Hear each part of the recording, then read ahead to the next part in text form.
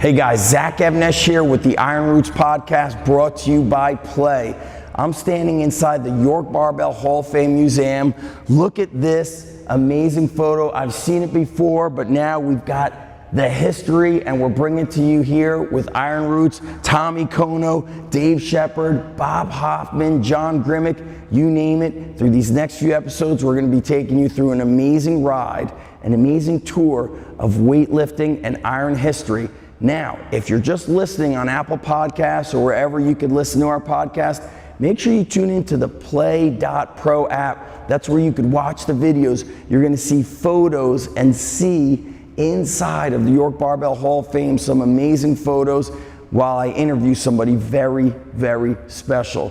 Get a protein shake ready because we're going to crush it. This is Play's Iron Roots, a podcast dedicated to uncovering the strength legends, the training methods, and the stories around physical culture and iron history. I'm your host, Zach Evnesh. Grab yourself a protein shake, chalk up, and prepare to travel back in time through some of the most awe-inspiring stories of iron history. It's go time. On this episode of the Iron Roots podcast, Zach continues his conversation with Jan Dellinger at the York Barbell Museum. Another thing, we've got to remember, Grimek started with the Milo courses, and they would tell you, like on the reps, it's like start out with 20, and like the leg exercises. Right. And every third workout, add 2 reps, and up to your 40. So he said I had to clean the weight and get it on my shoulder. He said I'd do 40 reps.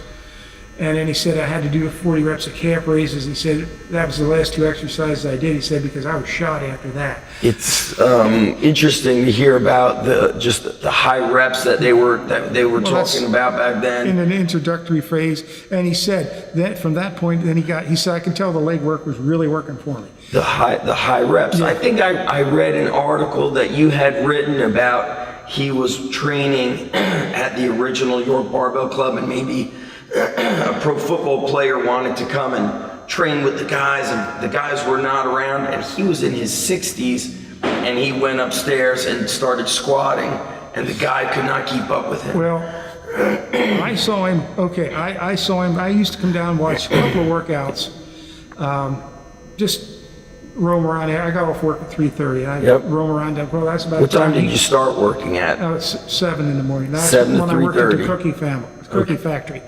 So after work, I'd roam down here and get a little fix, and he was about the only one in the gym.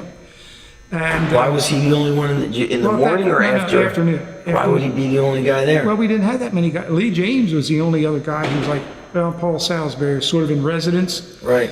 But they were the only 2 lifters that were here all the time. What about on a non-Saturday? What about like normal people? Were normal people allowed into the club? No, you were allowed to watch, but you had to either be an invited lifter, or if you worked there. Of course, I worked there.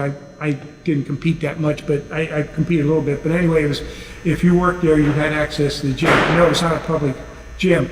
In fact, that's what Bob Backlund, the wrestler, started coming here. When was this? When was he champion? It was in the 80s, I guess. But yeah, it had to be like. What was his name again? Bob Backlund. Backlund. Who's the at that time WWF champion. Right. Now it's the WWE champion. We gotta be careful. Vince McMahon's champion for about in the late 70s to about middle 80s, so 84, something like that. He liked to come here because they still drove the territory for one thing. Right. But there's nobody in the gym to bother him. And this is the only guy I ever know of in the history of York Barbell who came to York Barbell to train and never lifted a weight. Not that he was against lifting weights. He said he did plenty of that when he was in college, and he said, but if I went to a commercial gym, he said people just bugged the daylights out of him. So he said he developed a 2-exercise plan. What were those 2 exercises? Oh, ab wheel rollout? Yeah, he'd do 600-700 of those a day. On kneeling or standing? Yeah, kneeling. I never saw him do them standing. He must have been, his stomach must have been of I'm pretty steel. sure he could do them standing, but he didn't. Oh, he wow. also did step-ups on the bench. And that was the 2 exercises? Yeah, well, bodyweight step-ups? Yeah, bodyweight step-ups. He did real high reps. He did 1,400 reps a leg. So just climbing up and down, climbing up and down. Like that Harvard step test? Yeah, you know what's interesting too is like some of the best like NFL wide receivers we hear about were doing like, they would sprint hills, but they didn't sprint like a hill for 5 seconds. Yeah. They would have a hill that would take them long sometimes several. Yeah, they did more like aerobic and anaerobic they hit capacity. that midpoint there, in that continuum between aerobics and anaerobic. What? Yeah. Interesting to hear though that so John Grimek, was he training alone? There's no training partner. Well, no, he didn't. Who trained him? Who taught him?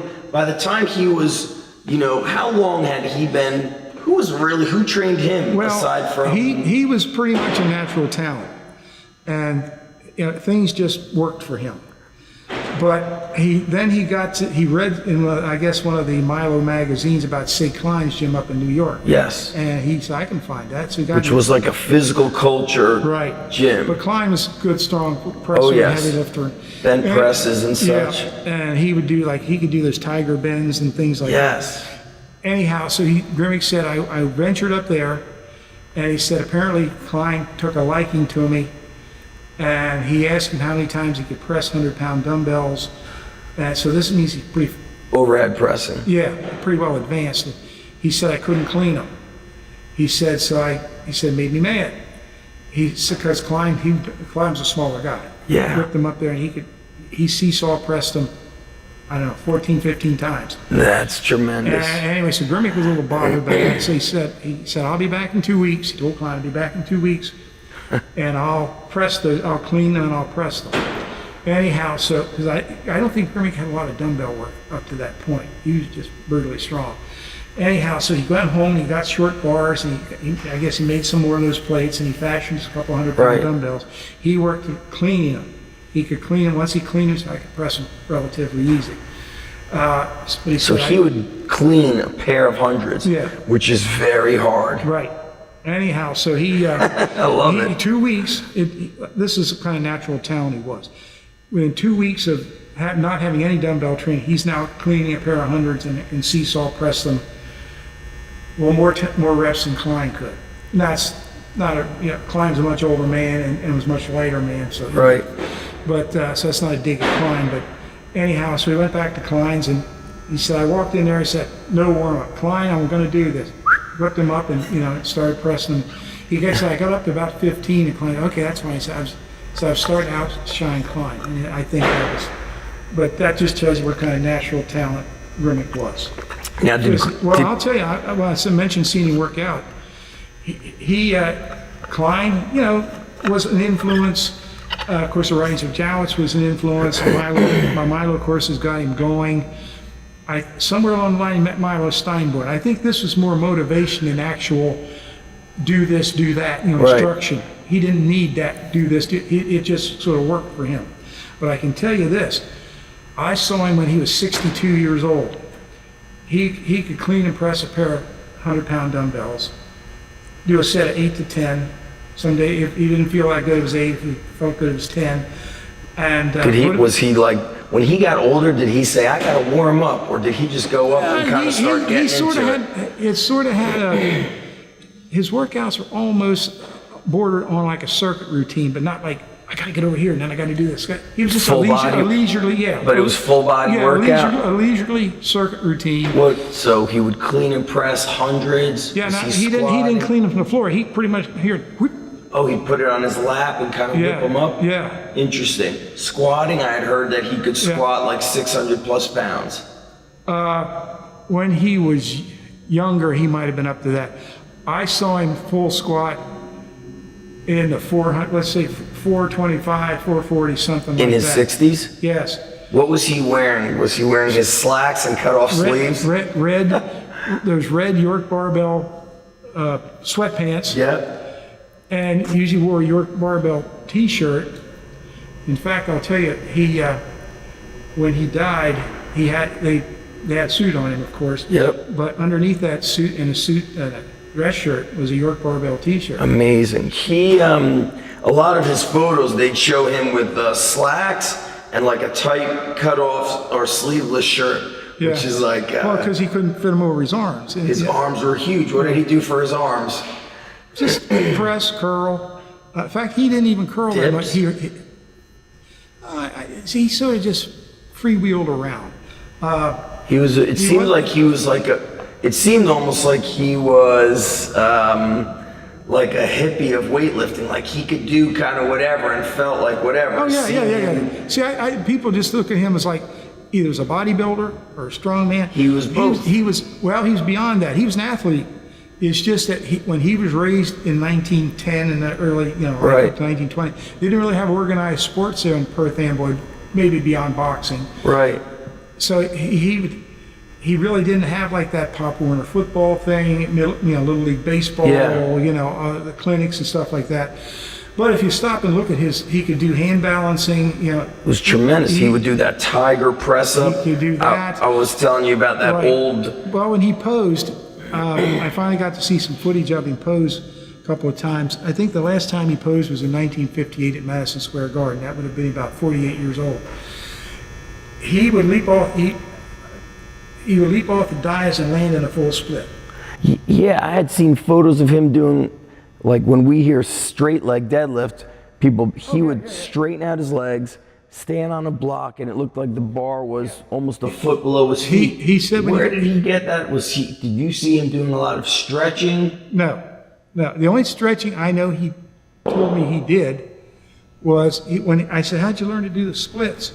He said, "Well, I practice at home at night, and instead when I decided I wanted to put that in the posing routine, he said I practiced just a little wider each night, and so I got down there." He just didn't complicate it, whereas today I feel like we complicate. We need suspension, and we need this. And he's just like, well, I stretched a little more, and then a little bit more. That's what I said. People don't realize the athlete he was. I don't think he quite realized the athlete he was. He just had athletic ability, but I don't think he was totally aware of it.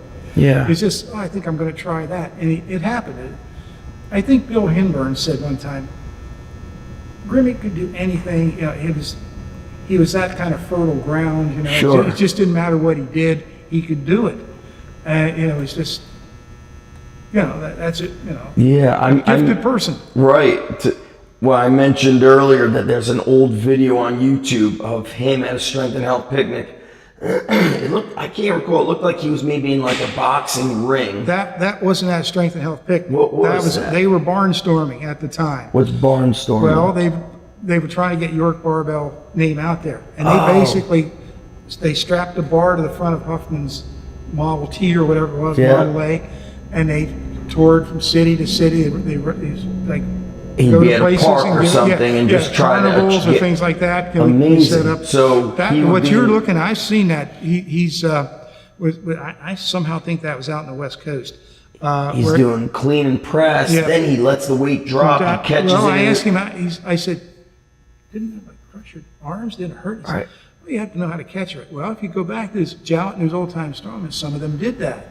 Now, I don't remember ever seeing anybody do it with as much weight as he did. It looked like he had maybe 3 plates on there. I'm saying he was either right under or right above 300 He was pounds. somewhere in that range, yes. And he was cleaning it with such ease. It just blew my mind. And then he did the tiger press-ups. Yeah, he had...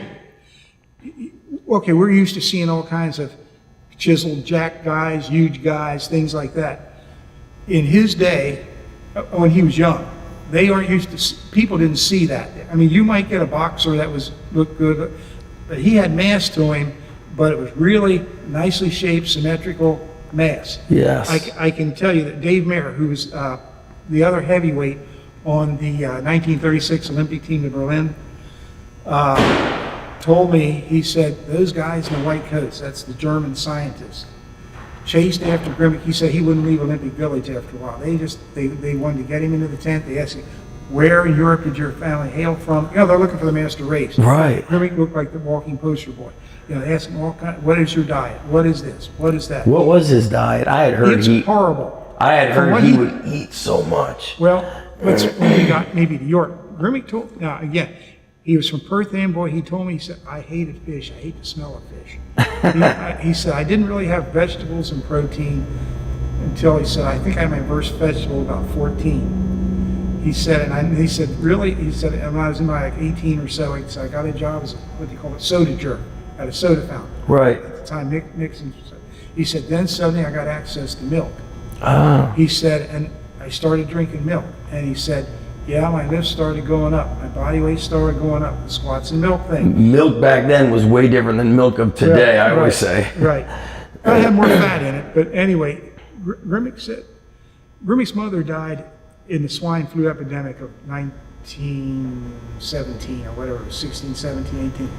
His mother died. Perth Amboy got hit really bad with that. And it was a while until he had, his father got remarried at some point. And he said, all I remember is she baked bread. He said, we get these large, trays of bread out and baked bread, he said, and we put, butter, heavy amounts of butter on it. Bread and that's butter. That's about all we had to eat. Yeah. And so, I just telling you what he told me. What did he eat when you guys were in the office together? Or did you guys have your own? Well, he went home for lunch. Yeah. But we would have like company outings at Christmas and things like that. He ate anything anybody else did, like Chinese food. He was not a fastidious person about diet. Right. It was just, I think basically the only reason he would restrict his food was that he thought he was getting a little too heavy. He liked to stay at like 205 or 205? yeah, maybe 210. Yeah. Not much more than that. Yeah, it's so strong. Yeah. Thank you for supporting the Iron Roots podcast, brought to you by Play. To see this episode and all the other educational resources brought to you by Play, go to play.pro, Plae.pro. You're going to love it, and we'll see you next time.